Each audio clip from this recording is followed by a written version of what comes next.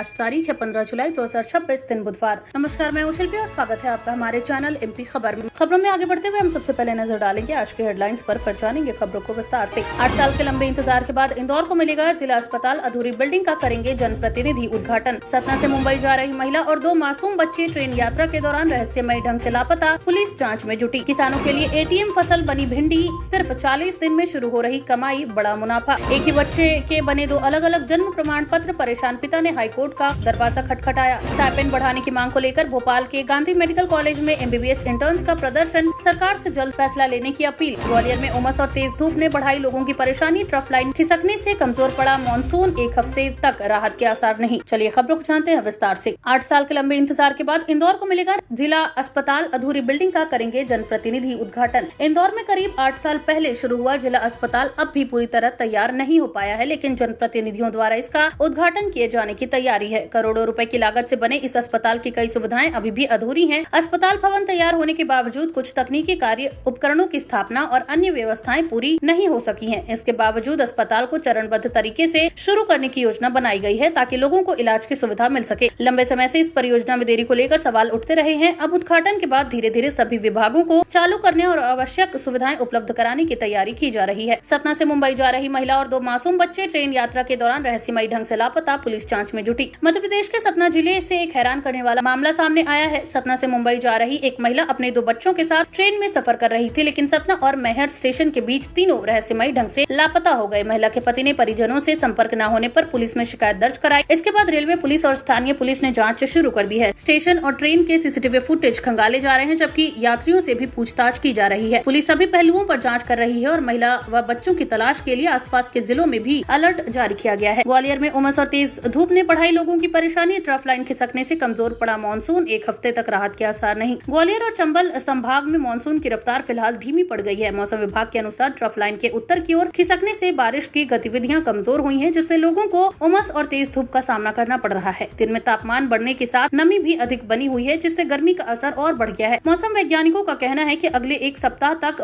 भारी बारिश की संभावना कम है और इसी तरह का मौसम बना रह सकता है। हालांकि कहीं कहीं हल्की बारिश या बूंदाबांदी हो सकती है, लेकिन इससे लोगों को ज्यादा राहत मिलने की उम्मीद नहीं है। भारत टेक्स 2026 के जरिए मध्य प्रदेश में निवेश लाने की तैयारी, मुख्यमंत्री मोहन यादव करेंगे वैश्विक टेक्सटाइल निवेशकों से मुलाकात। मध्य प्रदेश राज्य सरकार में टेक्सटाइल सेक्टर में बड़े निवेश को आकर्षित करने के लिए सक्रिय हो गई है। इसी कड़ी में मुख्यमंत्री डॉक्टर मोहन यादव भारत टेक्स 2026 के दौरान देश विदेश के प्रमुख टेक्सटाइल उद्योगपतियों और निवेशकों से मुलाकात करेंगे। सरकार का लक्ष्य प्रदेश को टेक्सटाइल और गारमेंट निर्माण का प्रमुख केंद्र बनाना है। इस दौरान निवेशकों के सामने औद्योगिक नीति, बेहतर इंफ्रास्ट्रक्चर, भूमि उपलब्धता और सरकारी प्रोत्साहन योजनाओं की जानकारी भी दी जाएगी। सरकार का मानना है कि नए निवेश से प्रदेश में रोजगार के अवसर बढ़ेंगे और औद्योगिक विकास को नई गति मिलेगी। स्टाइपेंड बढ़ाने की मांग को लेकर भोपाल के गांधी मेडिकल कॉलेज में एमबीबीएस इंटर्न्स का प्रदर्शन, सरकार से जल्द फैसला लेने की अपील। भोपाल के गांधी मेडिकल कॉलेज में एमबीबीएस इंटर्न्स ने स्टाइपेंड बढ़ाने की मांग को लेकर प्रदर्शन किया। इंटर्न डॉक्टरों का कहना है कि वे लंबे समय तक अस्पतालों में मरीजों की सेवा करते हैं, लेकिन उन्हें मिलने वाला 14,000 का स्टाइपेंड अन्य राज्यों की तुलना में काफी कम है। प्रदर्शन कर रहे छात्रों ने सरकार से स्टाइपेंड में जल्द बढ़ोतरी करने और सभी मेडिकल कॉलेजों में समान व्यवस्था लागू करने की मांग की। उनका कहना है कि बढ़ती महंगाई और काम के बढ़ते दबाव को देखते हुए वर्तमान राशि पर्याप्त नहीं है। इंटर्न्स ने चेतावनी दी कि यदि जल्द निर्णय नहीं लिया गया तो आंदोलन को और तेज किया जा सकता है। 21 करोड़ रुपए की धोखाधड़ी मामले में बड़ी कार्रवाई, अब तक 205 करोड़ की संपत्ति फ्रीज, जांच एजेंसियां लगातार कस रही शिकंजा। ग्वालियर के चर्चित 21 करोड़ रुपए के निवेश धोखाधड़ी मामले में जांच एजेंसियों ने बड़ी कार्रवाई की है। मामले के मुख्य आरोपी सीए अशोक विजयवर्गीय और उससे जुड़े लोगों की संपत्तियों पर लगातार कार्रवाई जारी है। अब तक करीब 205 करोड़ रुपए मूल्य की चल और अचल संपत्तियां फ्रीज की जा चुकी हैं। जांच में सामने आया कि निवेशकों से बड़ी रकम जुटाकर फर्जी निवेश योजनाओं के जरिए धोखाधड़ी की गई थी। पुलिस और आर्थिक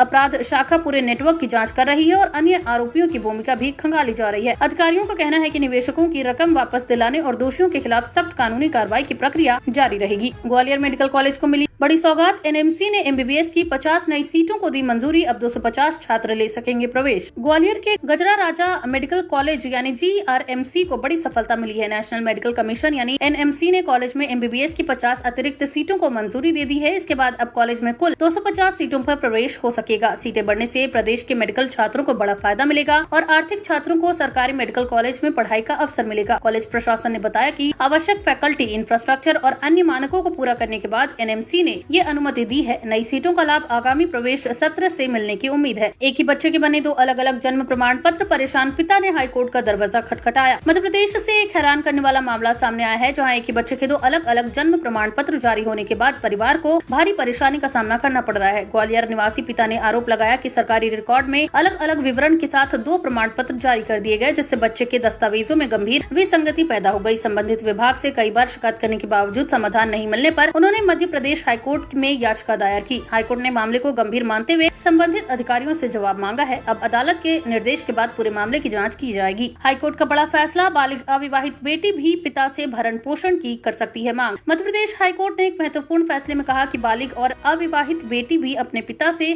भरण पोषण की मांग कर सकती है, यदि वह आर्थिक रूप से आत्मनिर्भर नहीं है। अदालत ने स्पष्ट किया कि केवल 18 वर्ष की आयु पूरी हो जाने से पिता की जिम्मेदारी पूरी नहीं हो जाती। यदि बेटी अपनी शिक्षा जारी रख रही है या अपनी जरूरतें पूरी करने में सक्षम नहीं है, तो उसे कानून के तहत भरण पोषण करने का अधिकार है। हाईकोर्ट ने पारिवारिक न्यायालय के आदेश को बरकरार रखते हुए कहा कि इस तरह के मामलों में बेटी की वास्तविक आर्थिक स्थिति को ध्यान में रखकर निर्णय लिया जाना चाहिए। इस फैसले को महिलाओं के अधिकारों की दिशा में अहम कदम माना जा रहा है। नीट पेपर लीक मामले को लेकर कांग्रेस का बड़ा प्रदर्शन, जीतू पटवारी साइकिल से दिल्ली तक निकालेंगे न्याय यात्रा। नीट पेपर लीक मामले को लेकर मध्य प्रदेश कांग्रेस ने केंद्र सरकार के खिलाफ आंदोलन तेज करने का फैसला किया है। प्रदेश कांग्रेस अध्यक्ष जीतू पटवारी ने घोषणा की है कि वे भोपाल से दिल्ली तक साइकिल यात्रा निकालेंगे। इस यात्रा का उद्देश्य पेपर लीक मामले में निष्पक्ष जांच की मांग उठाना और युवाओं की आवाज को राष्ट्रीय स्तर तक पहुंचाना है। कांग्रेस का आरोप है कि बार बार पेपर लीक होने से लाखों छात्रों का भविष्य प्रभावित हो रहा है। यात्रा के दौरान विभिन्न शहरों में जनसभाएं और छात्र संवाद कार्यक्रम भी आयोजित किए जाएंगे। कांग्रेस ने सरकार से दोषियों के खिलाफ सख्त कार्रवाई और परीक्षा व्यवस्था को पूरी तरह पारदर्शी बनाने की मांग की है। सीधी में रिश्वत लेते रंगे हाथ गिरफ्तार हुए जिला अभियोजन अधिकारी 10,000 रूपए की घूस लेते लोकायुक्त ने दबोचा। मध्य प्रदेश के सीधी जिले में लोकायुक्त रीवा की टीम ने बड़ी कार्रवाई करते हुए जिला अभियोजन अधिकारी यानी डीपीओ को 10,000 रूपए की रिश्वत लेते हुए रंगे हाथ गिरफ्तार किया है। शिकायतकर्ता ने आरोप लगाया था कि एक मामले में अनुकूल कार्रवाई करने के बदले अधिकारी ने रिश्वत की मांग की थी। शिकायत की पुष्टि होने के बाद लोकायुक्त ने जाल बिछाया और तय योजना के तहत आरोपी को रिश्वत लेते ही पकड़ लिया। कार्रवाई के दौरान टीम ने मौके से रिश्वत भी बरामद की।